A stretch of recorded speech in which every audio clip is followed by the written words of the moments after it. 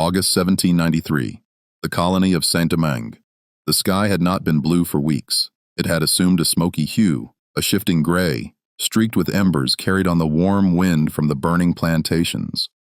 In 43 days, 310 sugar estates had been reduced to ashes, a century's harvests, the fortunes of entire families, the corpses of enslaved people still in chains, all burned in a single inferno that shrouded the bay of Cap Français in a black veil. The church bells rang incessantly, no longer to summon to mass but to sound the alarm. French officers, accustomed to the perfect geometry of European battlefields, no longer comprehended the cartography of this unruly land. Their compasses proved insufficient. Their military sciences, forged by centuries of Cartesian logic, faltered before a phenomenon that defied all their categories. For at the heart of this apparent chaos, there was one man, the sole son of a Yoruba woman reduced to slavery, and a village chief captured on the African continent, torn from his realm by the cold chains and the dark holds of a slave ship.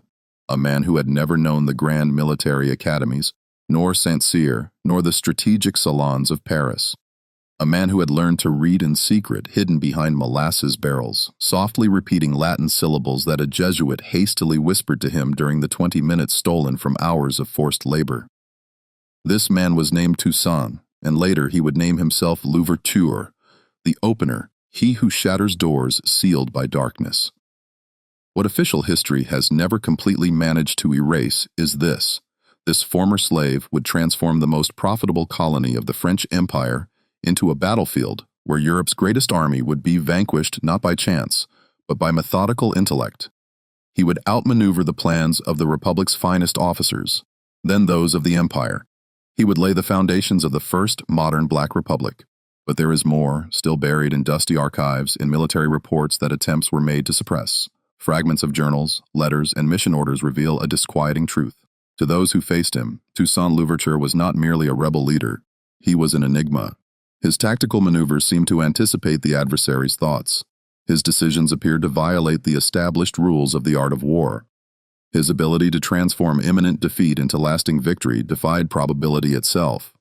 To understand how a man born without an official birth date, for enslaved people were not granted inscription in parish registers, could overturn the balance of powers, one must return to the night, to the mud, to the suffocating heat of the cane fields where he first began to observe the world. He was born somewhere on the Breda estate, north of Saint-Domingue. The exact day remains unknown. A slave was not born, he was inventoried. He had no birthday, no baptism worthy of the name, no official memory. He was weighed, branded, classified. His given name was Toussaint. His surname he would take later, Louverture, he who tears breaches in walls of stone and prejudice, he who pierces the darkness. His mother, Pauline, had crossed the Atlantic in the hold of an overcrowded ship, her body scarred by chains, her skin flayed by encrusted salt. His father, Guinon, a Yoruba prince captured at the end of a tribal war and sold to Nantes merchants, had known the thunder of royal drums before the sharp crack of the whip. Saint-Domingue at that time was the poisoned pearl of the French crown. The colony produced more sugar than all of North America. To maintain this white abundance in Parisian salons, black lives had to be devoured. Little Toussaint grew up amidst cries, the crack of the whip, the incessant grinding of sugar mills. Sugar for him was not a sweetness, it was the crystallization of torment. Each grain bore the sweat of a back bent under a 38-degree sun, the blood of a back split by a leather strap, the tears held back lest weeping signify a swifter death. In this island saturated with humidity, one did not merely work, one fermented. Wounds festered within hours. Infections devoured bodies in 2 or 3 days. Mosquitoes were messengers of agony. As a child, Toussaint was sent to the fields, barely 8 years old, already immersed in a pace of labor that would break the spines of an adult. He wielded a hoe, cut cane, carried bundles almost heavier than himself. But beyond the pain and the exhausting routine, something else was forming within him, a habit of watching, of observing everything, the way the overseers distributed groups, the hours of the day when vigilance diminished, where the supervisor's blind spots lay, how the estate functioned as a system of commodity flow, order flow, information flow. One day, a Jesuit priest, Father Baudouin, noticed him. Not out of pure charity, for charity has its limits when it conflicts with the world order that protects us, but out of curiosity. In those dark eyes, he saw an attention that transcended resignation. In that silent boy, he sensed an intelligence that craved only an opening to unfurl itself. So, in absolute secrecy, sheltered from the indiscreet ears of the master and overseers, he took the risk of teaching him. At night, when the Comte de Noé, owner of the Breda estate, slept, the priest opened books forbidden to black hands. Later, Marcus Aurelius, fragments of Tacitus, accounts of Roman campaigns, passages detailing Hannibal crossing the Alps and defeating the legions. Latin letters, initially foreign, became tools in Toussaint's hands. He repeated them in a low voice, weighing each word as one weighs a blade. For a well-born cadet, these readings were history. For him, they were a survival manual. Where an aristocrat saw glory and honor, he saw traps, maneuvers, errors to be avoided. He read Roman strategy, asking himself, what if the slaves of Saint-Domingue became the Carthaginians? What if the mountain became the ally of the weak against the strong? He absorbed every phrase, every image of battle, filtering it through the prism of his condition. These ancient texts, usually written to glorify domination, became in his hands plans of insurrection. Around the age of 20, he was removed from the fields to become Noé's coachman, a relative yet decisive promotion. The coachman was one of the few enslaved people who could circulate freely. He drove the carriage to town, to the market, to the military post, behind his master's back. Silently, he listened to officers' conversations, rumors of tensions in France, planters' anxieties about the increase of slave revolts in other colonies. He absorbed everything like a sponge that dared not lose a single drop of information. His silence became his greatest asset. Free men in his presence believed themselves safe from judgment. He spoke as if he were merely there to hold the reins. French officers, pleased to see him modest, eyes downcast, sometimes referred to him as that good, obedient, and useful Negro. They spoke before him as if he were furniture, as if he were an extension of the carriage he drove, devoid of consciousness. They discussed campaign plans, siege tactics, supply schemes. They explained their successes in Europe, their expectations, their certainties. They did not know that by detailing their victories, they also handed over the map of their vulnerability to a man they did not even consider fully human. Every conversation was a lesson, every whispered confidence, a weapon added to his intellectual arsenal. The French Revolution erupted in 1789, thousands of kilometers away. At first, it was only a murmur arriving with the ships. There was talk of severed heads in Paris, of inalienable rights declared, of a nation proclaiming itself sovereign. Liberty, equality, fraternity. 3 words that crossed the Atlantic but broke against the wall of colonial racism.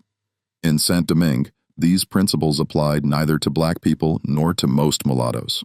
Yet the society built on meticulously calculated color hierarchies began to crack.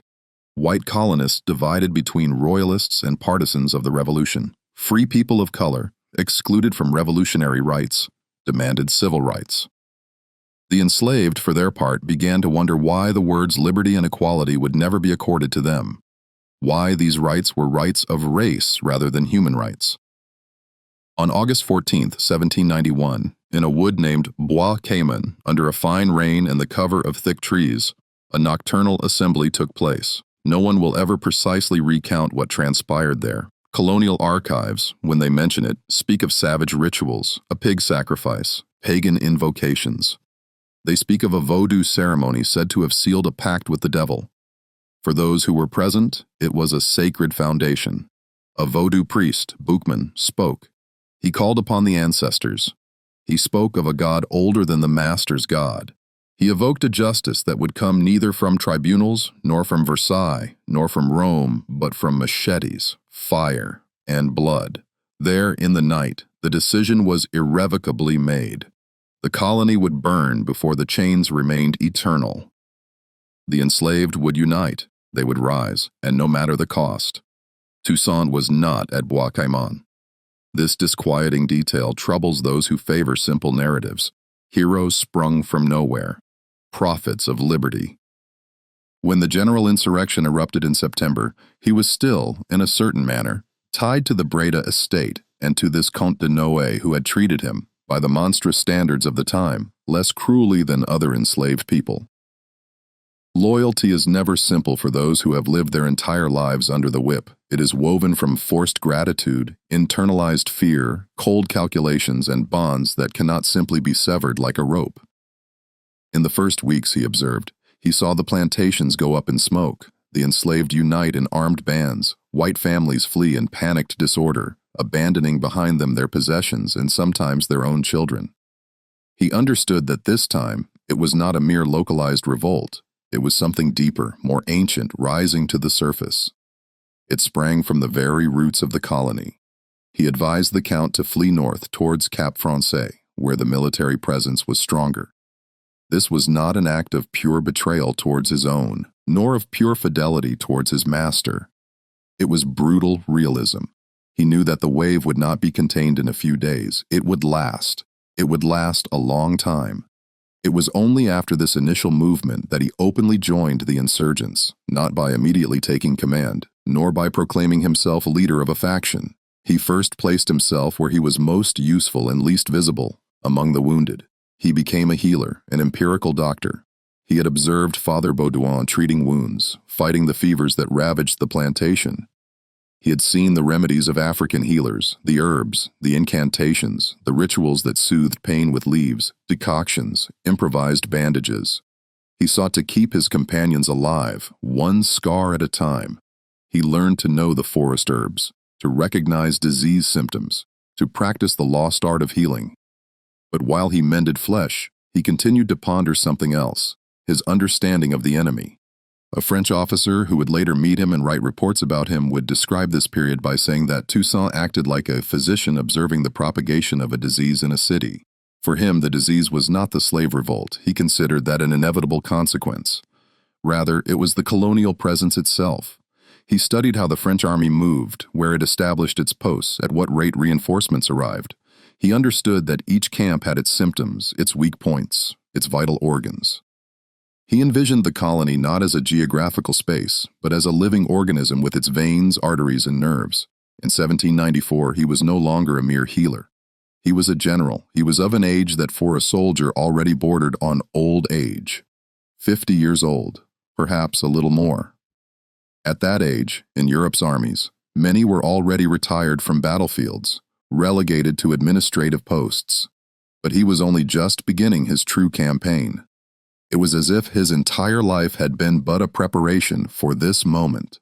Facing him were officers trained in France's best military schools. They had studied Frederick II, Turenne, Condé, the classic campaigns of military history. They knew how to draw lines on a map, organize battalions in geometric formations, calculate firing angles. They thought in diagrams. He thought in living organisms. Where they saw positions to hold or take, he saw veins, arteries, lungs. He knew he would never win in a frontal duel. He had neither the men in number, nor the cannons, nor the rifles in quantity, nor the established logistics. What he possessed was an intimate knowledge of the terrain, the climate, the seasons, the secret mountain paths, of black bodies accustomed to the heat, and white bodies that gradually disintegrated within it. One of the first great confrontations that would leave the French profoundly perplexed took place near the heights of Morne-Calvaire in 1796. The French, convinced they had discovered his main camp thanks to intelligence they believed reliable, gathered 3,000 men for a night attack. The plan was impeccable on paper: silent march through the jungle, encirclement from two sides, coordinated assault at dawn. Everything taught in war academies for a century, pure and simple Frederick II. When they arrived, however, the camp was empty. The ashes of the fires were still warm. Footprints showed that men had been there shortly before. A few loosely tied ropes, some food remnants, a few strips of cloth. Nothing significant. But even before the officers had time to redefine a new objective, new orders, gunshots erupted, not from the front, not an honorable face-to-face resistance, but from behind. The supply lines were attacked with a muffled and coordinated violence. The horses they had left further down in the valley fell under bullets and machetes. The wounded they had brought with them died in their improvised tents, too sick to move, too important to leave in enemy hands. The French were crushed not by a frontal battle but by a hemorrhage. A journal of a young lieutenant, recovered by the French afterwards, reports a strange scene. The day before this movement, Toussaint gathered his men. He did not promise them victory by force. He did not deliver lyrical speeches on liberty or dignity. He said but one thing. The French believe war is a question of movement. They are mistaken. War is a question of time. He who commands time commands the outcome. He calmly explained that the French would come where they expected to find him, not because they knew him personally, but because they could not think otherwise. Their minds were conditioned by centuries of military academies. They obeyed implicit rules. He only had to be elsewhere at the moment they arrived. That was all. For the French officers, this way of thinking was elusive, incomprehensible. They described it as primitive cunning, tricks inherited from savagery, but the more reports accumulated, the more an obvious truth emerged. What they called savagery was nothing more than a broader understanding of the variables at play. They saw only the visible enemy, the rifles, the bayonets. He saw everything: the terrain, the weather, the men's fatigue, botany, human physiology, psychology, diseases, the seasons, historical memory, the strategies of his own allies. Disease precisely became Toussaint's great invisible ally. For a long time, yellow fever had haunted the island, spreading particularly during certain months. The colonists knew it, feared it as one fears the devil. They had built superstitions around it. They spoke of miasmas, of bad air coming from the sea or the swamps. They had not the slightest idea of mosquitoes as vectors. The science of their era had not yet discovered this, but he saw clearly who died and who survived. Africans often resisted better. Europeans fell by hundreds, by thousands during epidemic peaks. What the military medicine of the time completely ignored, the practical sense inherited from an entire life in the tropics, Toussaint observed it. He understood that certain areas of the island became cemeteries at certain times of the year. He noticed that men who had grown up there survived better.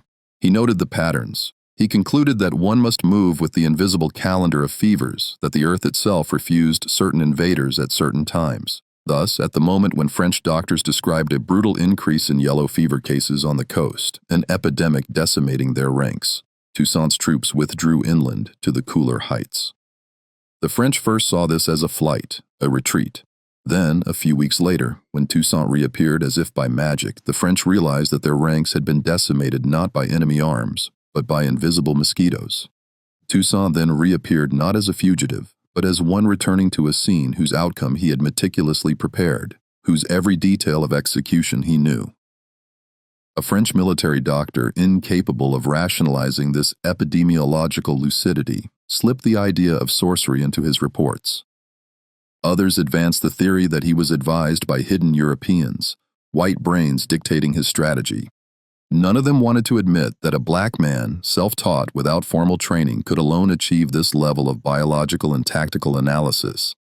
The simplest hypothesis, attentive observation of reality, accumulated over 50 years of life, was refused because it would destroy the foundational prejudice of their system: Europe's innate intellectual superiority.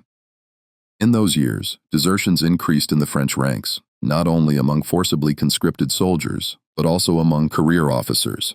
Some requested transfers to other theaters of operation. Others, more rarely, openly defected to the insurgents. One of them, in a letter that the administration would attempt to censor for decades, wrote that he could no longer bear the thought of being beaten by a man who seemed to be playing a game whose rules we did not even know. This was the implicit admission that the Western military system rested on a certain conception of the world, and that Toussaint operated outside this system.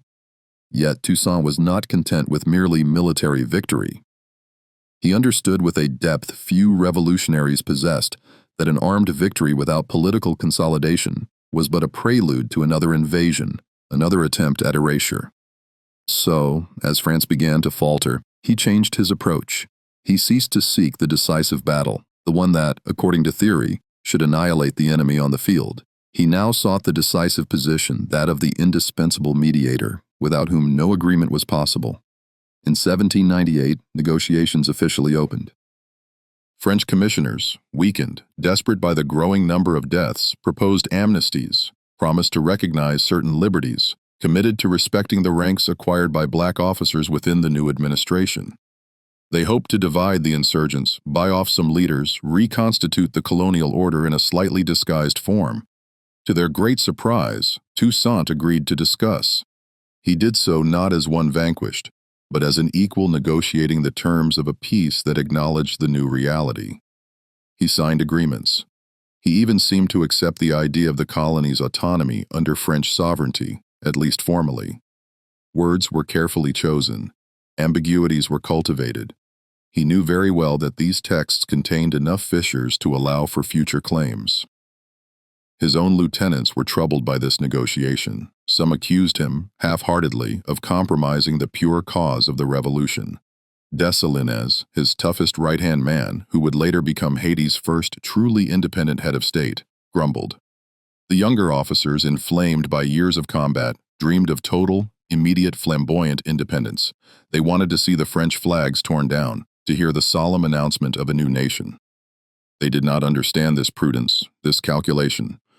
But what Toussaint saw that they did not yet perceive was the profound fragility of the French Republic, torn between internal political factions, threatened from within and without, incapable of maintaining large-scale military logistics far from its coasts. He knew that France had neither the means nor the constancy to permanently reconquer the island if the black people remained united and ready to resist. He wanted to gain time, to strengthen the colony's economy despite the destruction, to rebuild the plantations no longer as places of torture and death, but as structures of production controlled by free black people. He wanted to transition from a revolt to a functional state.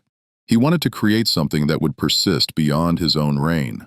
In the shadow of these pragmatic considerations, another battle was being waged, that against the rival leaders of the revolution. Jean-François, an early leader of the insurgents, a quasi-sacred figure to some, was gradually neutralized not by iron, but by clever promotions that removed him from real power, by honors that showcased him, but not as a commander.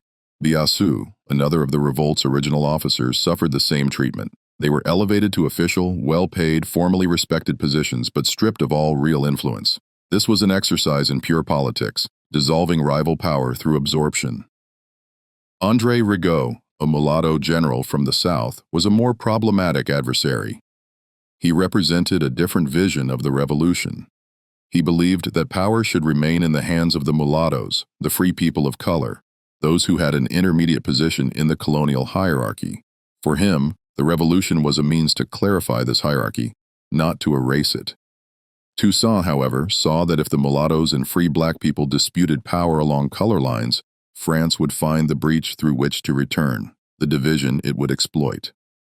Between 1799 and 1800, the so-called War of the Knives pitted Rigaud's partisans against Toussaint's. It was brutal and came at a terrible human cost. Villages were razed, families torn apart. But in Toussaint's eyes, a two-headed revolution could not survive the pressure the empire would exert. Better a unity imposed now than the chaos that would follow a formalized division. An officer who witnessed the executions of former allies, who heard the supplications, who smelled the odor of death, recounted hearing from Toussaint's lips a phrase that chilled him to the bone. A house divided cannot stand. Better for a few to die now than to expose an entire people to the return of chains. In this logic, individual kindness weighed less than collective survival. It was a severe morality forged in the furnace of history, where choices are never between good and evil, but between different degrees of suffering. In 1801, when the Constitution of Saint-Domingue was drafted and promulgated, the colonial world trembled. The news spread like a shockwave. Slavery was abolished definitively and unequivocally. All men were declared equal, regardless of their skin color. Work remained obligatory. Toussaint saw this as necessary for the colony to survive economically. But it was remunerated. The island, while still formally declaring itself attached to France, de facto administered itself. And a detail that revealed Toussaint's true thinking: he himself was named governor for life, with the right to choose his successor. For his enemies, this was irrefutable proof that he only wanted to replace a white master with a black master. They saw in this the collapse of the revolutionary ideal. But for those who had lived the abyss of slavery, who had felt the whip tear their flesh, who had seen their children sold like cattle, It was perhaps the only possible guarantee, concentrating power in the hands of one who had already proven, by arms and by quill, that he would not bring back the whip, that he would not recreate the system of human sugar. In Paris, a man read this constitution with a cold fury that barely trembled in his muscles: Napoleon Bonaparte. He saw in this political act not only a challenge to French authority, but an existential insult. How dared a former slave borrow his methods, centralization of power, military discipline, political pragmatism, to create a state that European theorists would never have imagined in black hands? For Napoleon, who styled himself the architect of a new order, the reformer of Europe, Toussaint's very existence was an indelible stain on the mirror of his glory. Proof that an intelligence equal to his own existed, not in Europe among his peers, but in Africa, in slavery, in a colony he regarded as his property. The response he prepared was not a simple colonial police operation. It was a large-scale, punitive expedition. In 1801, he ordered the organization of one of the largest expeditionary forces ever assembled for a colony. His brother-in-law, Leclerc, received supreme command and landed in Saint-Domingue at the head of over 50,000 men. An immense army for a small island. The secret orders discovered years later were unambiguous: disarm the black troops, re-establish slavery, capture or eliminate Toussaint Louverture, transform the colony into a symbol of French victory, proof that never could a black people defy with impunity the armies of a great European power. What was at stake here transcended this island. It was about proving to the world that never could the black race command, that never would Africa produce a political genius equal to Europe's. The entire justification of colonialism, systematic racism, and the triangular trade rested on this assertion. If Toussaint remains in power, if Haiti survives as an independent black nation, then this assertion will collapse. Faced with this uniform tide of soldiers from France, Italy, Poland, and even Puerto Rico, Toussaint resumed his proven method: time, climate, the psychological exhaustion of the enemy. He ordered the burning of the cane fields, the destruction of harvests, the emptying of depots that could supply the invader. He knew that this land, which nourished the colonists' wealth, could become a strategic desert for those who did not understand its rhythms. In the mountains, his men knew every path, every cavern, every hidden water source. Leclerc's troops, however, became lost, dispersed, bogged down in a mud that was both geographical and psychological. Leclerc wrote letters daily, each day more panicked. The figures he reported to Paris were rendered differently according to his mood, according to the previous day's losses. At first, he spoke of swift victories, then his reports grew darker. The fighting was constant but never decisive. His men died not spectacularly on battlefields, but slowly from disease, exhaustion, and doubt. Yellow fever once again did its invisible work. Battalions arrived in tight ranks, high morale, ready for combat. A few months later, they were reduced to famished companies, haunted by disease. Field hospitals overflowed with the sick, bodies with gray skin piled up. Officers who had imagined a rapid victory wondered if they would ever see France again. Leclerc, in his letters, no longer knew how to justify the losses. He minimized the real figures. He lied. He blamed the climate. He spoke of a curse. What he did not say, what he dared not write to the Minister of War, was that opposite them, the resistance did not falter, and that the more Frenchmen died, the more the black people understood that time was on their side, that each passing day was a victory, that the enemy weakened while they, hardened by enduring resistance, grew stronger. It was at this precise moment that the most formidable political trap closed. Napoleon, understanding that the army could not swiftly defeat this black general on his own ground, chose to defeat him in the sphere where he himself excelled: diplomatic cunning, calculated negotiation, the seemingly magnificent agreement that concealed a knife. A truce was proposed. White emissaries came to find Toussaint. He was promised that he could retire, live in peace and dignity with his family, provided he lay down his arms and recognized France's supreme authority. They swore to him that the abolition of slavery would be maintained, that the chains would never return. Emissaries were sent, bearing words enveloped in respect. They flattered him, spoke to him as an equal. They said that what France desired was not his destruction, but a reconciliation. The men around him hesitated. Dessalines, hard as iron, urged Toussaint to refuse. The young officers, who had known nothing but war, questioned this peace. Toussaint knew the enemy lied. He knew Napoleon by reputation. He had heard the stories of his betrayals, of his broken agreements. A man who had conquered half of Europe by guile would not stop at a mere verbal promise to informer slave. Yet, he signed.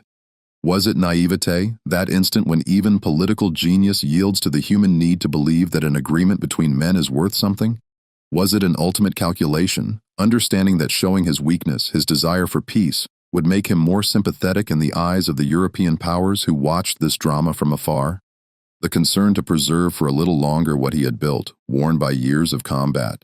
Or did he truly sense that by publicly betraying him, France would reveal to the world the true nature of its project, the foundational lie upon which rested its entire pretense of civilizing the colonies? A few weeks after this false peace, Toussaint was invited to an interview, a simple administrative meeting, it was said. He went to the appointment accompanied by a small group of men, a minimal escort, so as not to appear suspicious. He entered an official house. The doors closed behind him. He would not emerge free. He was taken prisoner without procedure, without rights, in direct violation of the signed agreement. He was thrown into the bottom of a ship that immediately weighed anchor, bound for France. No public trial, no tribunal, no platform where he could speak, defend his honor, recall the broken promises. They did not want to hear his voice. They wanted his absolute silence. The silence of snow, at first. For it was in the Fort de Joux, perched at 800 meters altitude in the Haut Doubs, that the man of the tropics was confined.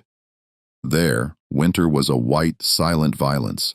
The cold gnawed at the stone.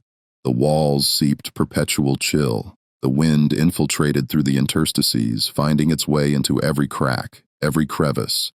He was placed in a damp, poorly heated cell, exposed to the mountain cold. His health, already weakened by years of campaigns, sleepless nights, and constant stress, rapidly deteriorated. His bones, which had weathered so many battles, began to shiver. His lungs, accustomed to the heavy, warm air of Saint-Domingue, filled with invisible ice. The rare witnesses of these last months, the fortress guards, the priests who came to bring him the sacraments, spoke of a man physically weakened but who kept a clear head, an intact spirit. A priest who came to administer the last rites reported a phrase that was written and hidden, that crossed the centuries. By taking me prisoner, they believed they had confined liberty within these walls. They are mistaken. One can chain a man, but not what he has awakened. Toussaint knew that he would never see his island again, that he would never again feel its soil beneath his feet, the soil he had so carefully structured. But he also knew that what he had unleashed could no longer be stopped by an administrative act, by a letter de cachet, by a bayonet. The seed had sprouted. On April 7, 1803, the prison recorded his death. Pneumonia, said the official report, a body exhausted by the endless cold, by the seeping humidity, by privation. His entire being, his organs, his skin, all ceased to endure. His heart, that voluminous heart that had pumped so much blood for so many years, stopped. But even in death, the system that had feared him for so long sought to control him. An autopsy was ordered. Some doctors hoped to find confirmation of their racial theory there. An inferior brain, a weak heart, degenerate lungs. They wanted to prove scientifically that the political genius attributed to Toussaint was exaggerated or even stolen from unknown European advisors. What they discovered profoundly destabilized them. Instead of signs of degeneration, they found a voluminous heart, cardiac cavities larger than normal, lungs of great capacity, a brain with particularly pronounced convolutions, a cerebral density superior to the average. One of the doctors, in a private note that would be discovered more than a century later, dared to write that this anatomical constitution could explain exceptional endurance, a capacity for concentration beyond the normal, and a sang-froid that only genius produces. When he shared this observation aloud with other doctors, a French officer present at the autopsy ordered him to be silent. These notes were seized, confiscated, then destroyed.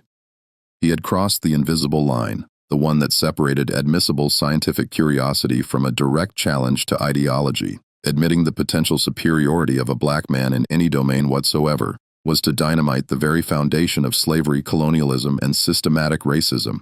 Systematic. If a black man could possess a physical constitution superior to the normal, if a black man could have a brain whose capacities were exceptional, then the entire theory of black inferiority would collapse like a house of cards. While Toussaint's body cooled in an alpine fortress thousands of kilometers away, on the same island he had cultivated, which he had mentally mapped each day for 50 years, another man took up the torch. Jean-Jacques Dessalines, that fierce and loyal lieutenant, that right-hand man who had sometimes questioned Toussaint's diplomacy, now drew the logical consequences of the French betrayal. He no longer believed any promise from Paris. He had seen what the empire's word was worth. He had seen the handcuffs return, the whips discreetly raised, the threats to re-establish old customs. Where Toussaint still nurtured symbolic ties with France, Dessalines wanted to sever the rope definitively, forever, unequivocally. The black and mulatto soldiers had seen what happened. They had seen their leader, the man who had led them to victory, thrown into prison. They rose with a rage no longer negotiable, no longer calculated. It was pure, justified, terrible rage. Battles followed one another with new fury. At Vertières, in November, Rochambeau's troops, Leclerc's successors, were crushed in what would be the last major battle. French flags were torn down and trampled. French drums fell silent for the last time. The Black Army, hungry, ill-equipped, made up of men who only a few years before had been slaves, had vanquished Europe's greatest military power. The remaining ships sailed away, carrying with them the humiliation of the metropolis, the admission of a defeat France would struggle to confess for an entire century. On January 1st, 1804, Dessalines proclaimed complete independence. The name Saint-Domingue, that symbol of the colonial yoke, was officially abandoned. The country would henceforth be called Haiti, after the language of the Taínos, that indigenous people exterminated by Columbus and his successors long before the arrival of Africans. This choice was not insignificant. It was a declaration that the new nation belonged to those whom history had tried to erase. Vanished Indians, black slaves, all became the ancestors of a single free people. It was a unity built on the memory of the oppressed, not on the victory of the oppressors. Before continuing this story of resistance and rebirth, before speaking of the isolation that awaited Haiti, of the economic punishment that would befall it, you who listen, take a moment, subscribe to the Ethernam Velam channel. If you are not in Haiti, if you are in Brazil, Portugal, France, or another French-speaking country, if you are a descendant of slaves, of colonists, or both, if you carry within you this mixed history, this story of this revolution concerns you directly. Leave a comment, tell us from which city you are listening, because the memory of Toussaint Louverture must not remain confined within libraries. It must travel from mouth to mouth, from screen to screen, to remind everyone what a human being is capable of. When all seems lost, when the chain weighs heavy on the wrists, when the whip crackles in the warm air. After 1804, the white world looked upon Haiti with a mixture of fear and contempt. The United States, still slaveholding, stubbornly refused to recognize the new republic. This example could inspire the slaves of the South, could show that victory was possible. European powers imposed a silent but devastating economic blockade. Humiliated France would later demand enormous reparations to compensate the former colonists for the loss of their slaves and their properties. Haiti paid for over a century, draining its coffers, mortgaging its future. The objective of this economic punishment was clear: to make this example of black victory a warning to the world, to show all colonized peoples that those who dared break their chains would be punished, bled to death by poverty and isolation. In the history books written in Paris, in London, in Washington, Toussaint Louverture's name gradually, systematically disappeared. When it did appear, it was diluted, drowned in a context that minimized his role. He was described as a mere bandit leader, a simple slave uprising, a revolt among others. There was talk of chaos, more than of strategy. There was talk of savagery momentarily overcome. French generals were studied in detail. Napoleon was dissected from every angle in military academies. He, Toussaint, was barely mentioned. Or else it was suggested that he was manipulated, that he had hidden white advisors of whom no trace exists, that he merely profited from the disorder caused by others. He could not be completely silenced because Haiti existed. The revolution could not be denied because it produced a nation, a constitution, a lasting political existence. But he could be reduced, confined to a few lines, deprived of his status as an equal among great military strategists. Above all, one could avoid asking the question that would jeopardize the entire Western order. What would happen if military schools like West Point, Polytechnique, and the Royal British Academy taught Toussaint Louverture's campaigns with the same seriousness, the same detail, the same admiration as Napoleon's? What if students learned that one of the greatest military defeats in modern history was inflicted by a black man upon a white empire? In the streets of Port-au-Prince, in the northern hills, in the mountain villages of Haiti, Toussaint Louverture's name still circulates, pronounced with admiration, mixed with sorrow, and sometimes with a complicated resentment. Some Haitians fault his harshness and his desire to maintain the plantation structure, even without slavery. Others venerate him as an absolute liberator, the man who broke the chains forever. But all know that without him, history would have been profoundly different.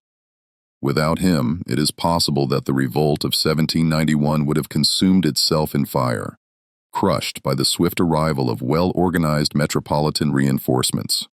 Without him, no one would have possessed the patience to wait, to observe, to articulate war, diplomacy, and politics into a singular symphony. In a letter discovered belatedly in the archives of a mountainous convent, a priest who visited him shortly before his death reported his words, whispered in the gloom of a freezing cell with that gentleness conferred by certainty. "I was a slave. I was a general. Now I am a prisoner. They believe they have closed the door, but what they do not understand is that the door I opened is not found within these stone walls. It is in the minds of men. It is in the hearts of women who refuse for their children to be born in chains. As long as that door remains open, as long as someone remembers what happened here, no empire will know peace."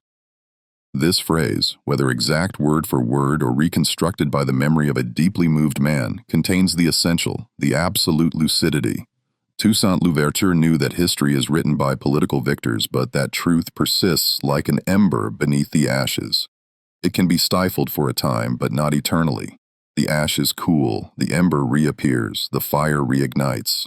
Napoleon, for his part, would end his days on a rock battered by the southern winds on St. Helena, prisoner of a British Empire he had foolishly underestimated. He would leave behind legal codes, monuments to his glory, battlefields strewn with millions of dead, and a legend that would be taught, glorified, debated for 2 centuries. But most textbooks would not mention that one of his greatest defeats was orchestrated by a black man, without embroidered uniform, without palace, without dynastic inheritance, without the slightest official recognition.